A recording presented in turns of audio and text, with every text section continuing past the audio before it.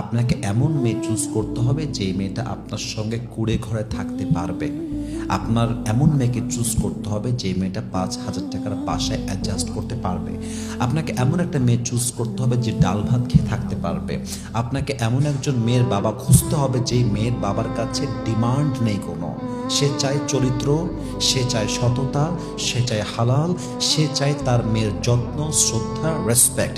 তার কাছে এটা ম্যাটার করে না যে আমার জামাইটা কত লাখ টাকার চাকরি করে। তার কাছে এটা ম্যাটার করে না যে আমার জামাইটা কত লাখ টাকার ব্যবসা করে। তার কাছে এটা ম্যাটার করে না যে আমার জামাইয়ের কাছে গাড়ি আছে কিনা। তার কাছে এটা ম্যাটার করে না যে আমার জামাইটা আমার মেয়েকে 20 লাখ টাকা দেনমোহর দেবে কিনা। তার কাছে ম্যাটার করে আমার জামাইয়ের চরিত্র ঠিক আছে কিনা, আমার জামাইটা দিনদার কিনা, আমার জামাইটা সৎ কিনা।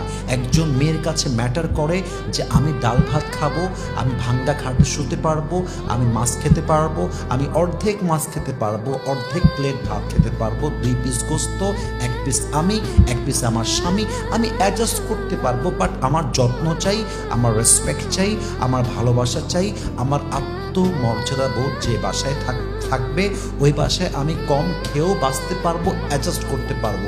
এই চিন্তা যেই মেয়ের আছে, এই চিন্তা যেই মেয়ের বাবার আছে, যেই মেয়ের পরিবারের আছে, তোমাকে সেই পরিবার দেখে ন্যূনতম সামর্থ্যবান হয়ে যত দ্রুত সম্ভব বিয়ে করতে হবে। কথা ঠিক আছে কিনা বলেন?